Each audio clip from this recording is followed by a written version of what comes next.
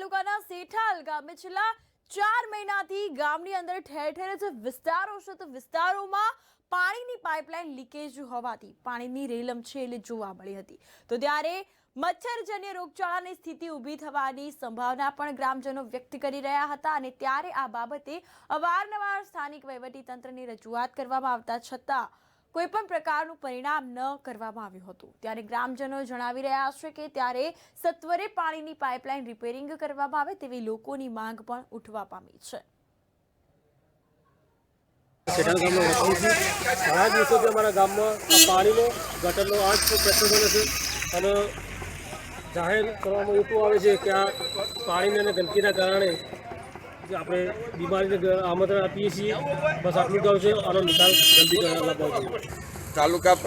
તાલુકા પંચાયત કે ગામ પંચાયતે કોઈ પણ જાતનું ધોરણ દોરેલ નથી અને આ રોગચાળાના સામે ચાલીને આમંત્રણ આપેલ છે, બરાબર। તે છતાં વહીવટીદારને પણ ઘણી વખત અહીં લાવીને રૂબરૂ મુલાકાત કરાવી તો પણ આ બાબતે કોઈ જરાય ધ્યાન દોરતા નથી અને આ ગટરનું પણ કામ નથી થતું કે રોડનું પણ કોઈ કામ થતું નથી, પાણી પણ બંધ કરતા નથી। ઇન્દિરાનગરમાં ઘણી તકલીફો ઊભી થાય છે।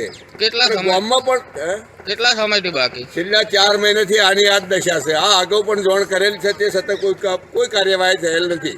ગામમાં ખાવા પીવા વાળા માણસ આવા છે કોઈ સુધારો ગામનો કરતા નહીં, કોઈ આયોજન સારું કરો એમાં હું કેવું આ કંટ્રોલો આ રોગનું આમંત્રણ આવ્યું રોગ થઈ જવા માંડ્યા, માણસ પબ્લિક મોદી હાજી થવા માંડી।